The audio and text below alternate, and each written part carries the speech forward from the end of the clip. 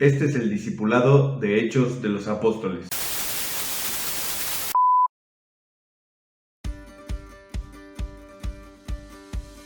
Hola, ¿cómo están? Bienvenidos a otro video de Hechos. Hoy vamos a ver fruto del Espíritu. La mayoría de nosotros conocemos esa lista famosa en Gálatas que habla del fruto del Espíritu, que es amor, gozo, paz. Pero si vemos el contexto, no parece indicar que Pablo quiera decir todo lo que tenemos cuando estamos viviendo en el Espíritu. Son solamente algunos ejemplos y unos elementos muy importantes, pero a lo mejor no todos los que tenemos cuando vivimos guiados por el Señor. En el día de hoy vamos a ver algunos elementos que tal vez nos parezcan nuevos, pero pues realmente están muy relacionados con esta lista.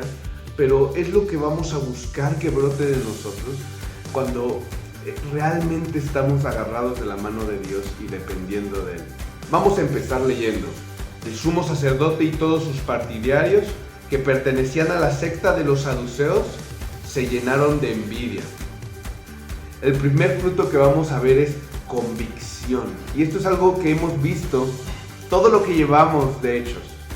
Si te acuerdas, el video pasado, la sección pasada trataba sobre los apóstoles haciendo maravillas y haciendo señales milagrosas y haciendo la obra de Jesús, continuándola para dar testimonio de que Él había resucitado y estaba vivo, exaltado a la diestra de Dios. Pero aunque esto estaba sucediendo y la iglesia estaba explotando del poder de Dios, los apóstoles recibían diferentes reacciones de las personas.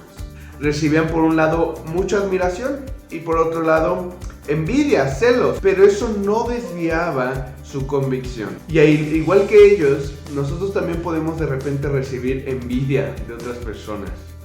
Pero eso no nos hace sentir especiales, ni podemos decir tu envidia alimenta mi ego, porque realmente están teniendo envidia de Jesús mismo. Por eso leíamos en el capítulo 4 que, citando un salmo, los cristianos hablaban de cómo las naciones y los gentiles se reunían contra Dios y contra su Cristo y murmuraban y se quejaban contra Él. Realmente es contra Él, contra quien están yendo, y cuando lo ven en nosotros, cuando ven su Espíritu en nosotros, entonces reaccionan de una manera similar.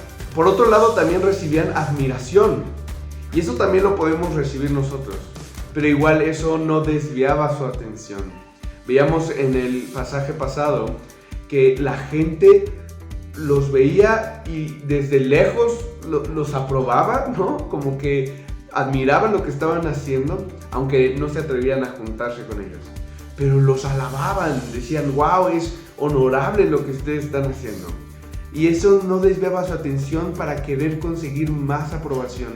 Ellos se mantenían firmes en una convicción, seguían haciendo lo mismo a pesar del aplauso y también de la persecución. Nosotros sabremos que estamos llenos del Espíritu Santo cuando tenemos una convicción. Y alguien puede ser muy necio, y eso es diferente, ¿verdad? Alguien puede ser necio y aferrarse a algo, pero cuando lo que le interesa se pierde, si es necio para conseguir la admiración de la gente o necio para conseguir metas o dinero, y eso se desvanece, entonces esa persona deja su necedad.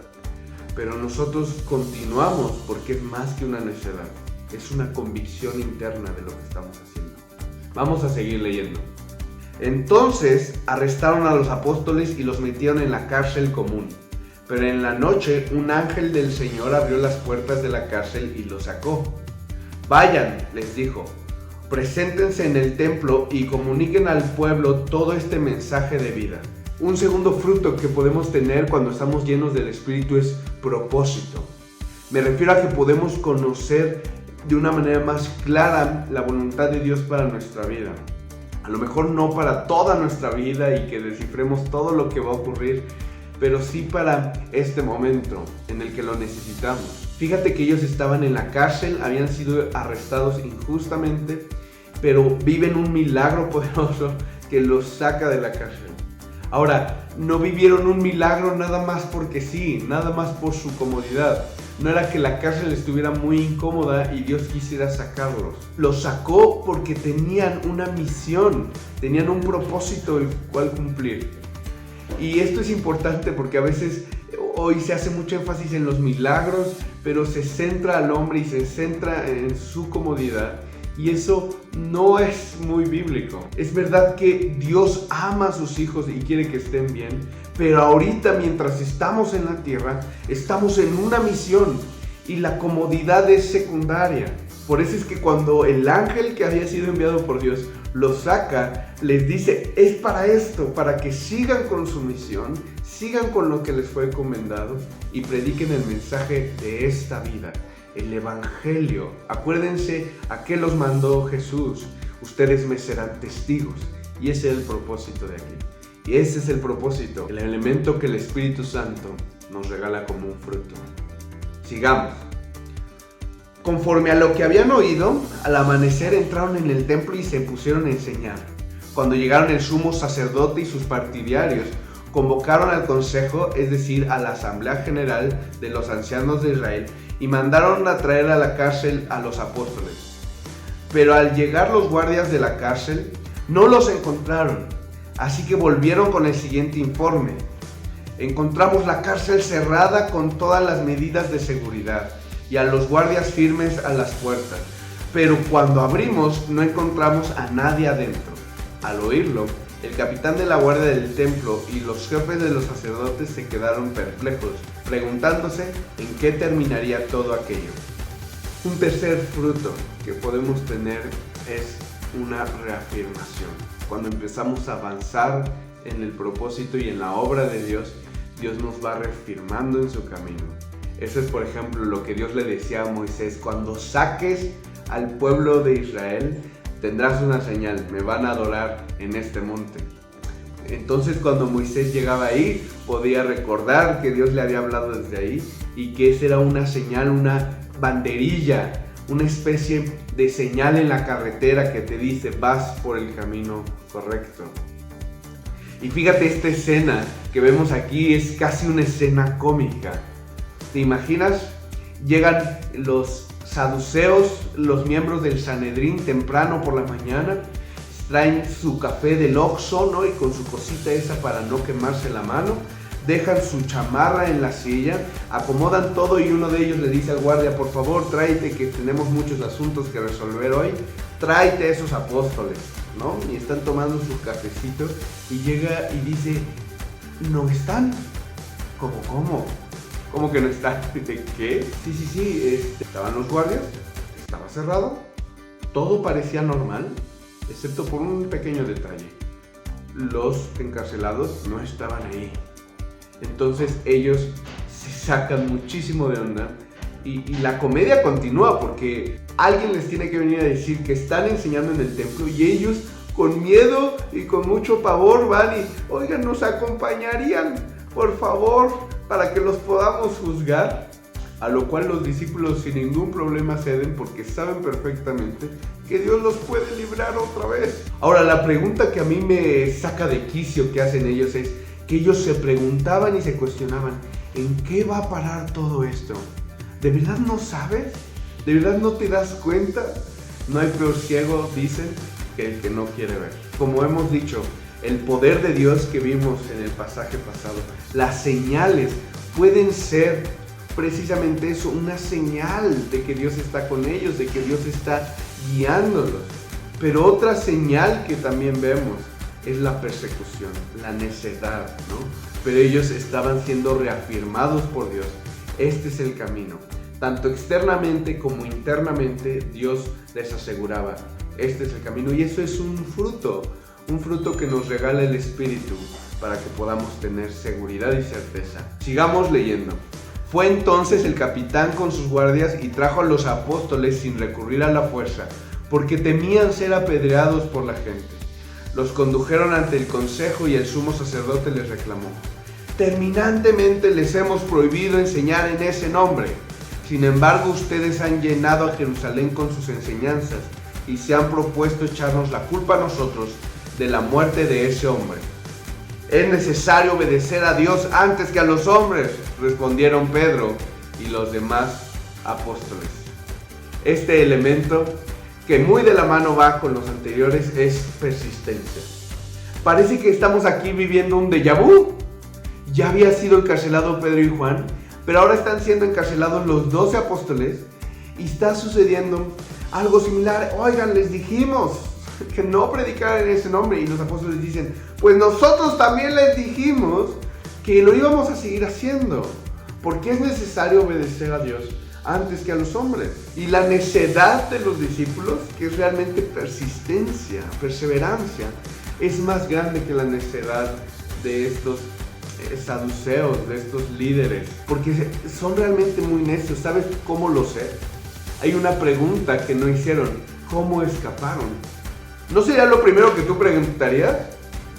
¿Estás viendo que están en la cárcel, que nadie se dio cuenta, que los guardias están enfrente como si nada, que las chapas, las cerraduras estas pues están cerradas, y los ves predicando? Es mucha necesidad. No preguntan cómo escaparon. ¿Sabes por qué? Yo creo que porque sabían cómo escaparon, pero no les importaba, no era lo que ellos más ponían atención, tristemente, ¿no? Y a mí se me hace muy triste porque, mira, si su escapada, ¿no? Su escape no los convence del poder de Dios, de que Dios los está apoyando, ¿sabes qué siento yo que a mí me hubiera convencido? Es cuando llegan y te dicen, no están oyendo, están predicando. ¡Wow! ¡Están locos! Hay algo que debe de estar detrás de ellos. Hay algo que debe de ser más fuerte de lo que jamás hayamos visto, que los convence, que los hace perseverar, persistir en su tarea. ¿Por qué ellos consideran que es tan importante persistir en su tarea? Lo están arriesgando todo. Los encarcelamos y cuando escapan, en vez de huir, vuelven a hacer lo mismo. ¿Qué hay en ellos? Que siguen persistiendo. Eso debió de convencerlos, pero tristemente no fue así. Y pues vamos a seguir leyendo. El Dios de nuestros antepasados resucitó a Jesús, a quienes ustedes mataron colgándole de un madero. Por su poder Dios lo exaltó como príncipe y salvador para que diera a Israel arrepentimiento y el perdón de pecados. Nosotros somos testigos de estos acontecimientos, y también lo es el Espíritu Santo que Dios ha dado a quienes lo obedecen. Un último fruto que ya hemos visto, pero que vemos otra vez en los apóstoles, es la valentía. Básicamente los acusan. Ustedes dicen que nosotros matamos a ese hombre, quieren inculparnos de la sangre de ese hombre. Y ellos dicen, ustedes son culpables de matar a ese hombre. Es como si cometieran el delito una vez más enfrente de todos los que lo están juzgando, porque vuelven a cometer acusación contra ellos. Ahora es chistoso que los saduceos ni siquiera se atreven a decir el nombre de Jesús, solo se limitan a decir ese hombre. Pedro vuelve a tomar la palabra y vuelve a predicar el evangelio. Fíjate que esto es tan importante. Pedro nesea y persevera con mucha valentía porque sabe que no han escuchado el evangelio. Lo oyeron, pero no escucharon, porque si no, no seguirían respondiendo lo mismo. No seguirían en su mismo nivel mental. Si hubieran entendido que es Dios quien resucitó a Jesús, entenderían que el mensaje es urgente, que debe de ser recibido por todos. No pensarían que es una ideología o una filosofía por ahí. No dirían, cállense. Dirían, dejen de mentir en todo caso. Dejen de ser blasfemos. Pero solo se limitan a decir, cállense, ya no hablen más en ese hombre. Pero por eso Pedro vuelve a insistir, ¿entiendes lo que te digo? ¿Entiendes que ustedes lo mataron, pero Dios lo resucitó? Y que lo ha exaltado, y que Él es el príncipe y salvador. ¿Entiendes que si eso es verdad, jamás podría yo callarme? Sería una locura callarme. Pedro termina diciendo una frase ahí como muy cortita que puede pasar desapercibida, pero que a mí se me hace muy importante. Dice Pedro, nosotros somos testigos de esto, pero también el Espíritu Santo que Dios ha dado a quienes lo obedecen. Nosotros somos testigos, dice los apóstoles, Pero nosotros no podemos convencer y mucho menos transformar el corazón de las personas. No podemos dar convicción de pecado y la iluminación que necesitan los ojos de las personas para ver la gloria de Dios en la cara de Jesús. Nosotros no podemos hacer que nazcan de nuevo con un corazón que no sea duro. El Espíritu Santo es testigo y Él testifica a las personas. Y por eso es que es tan importante que dependamos de Dios. Y esa es la insistencia de todos estos videos.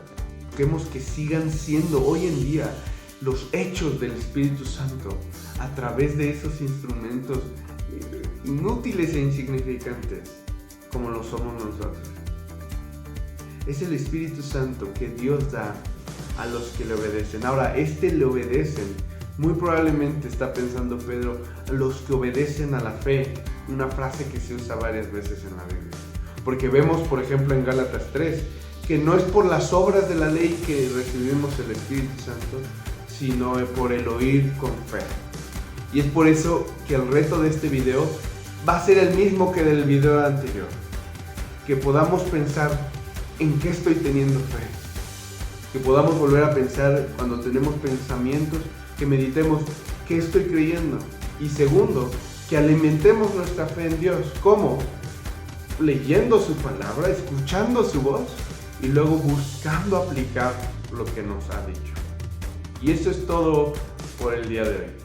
Espero que lo hayan disfrutado y que podamos ponerlo en práctica. Nos vemos.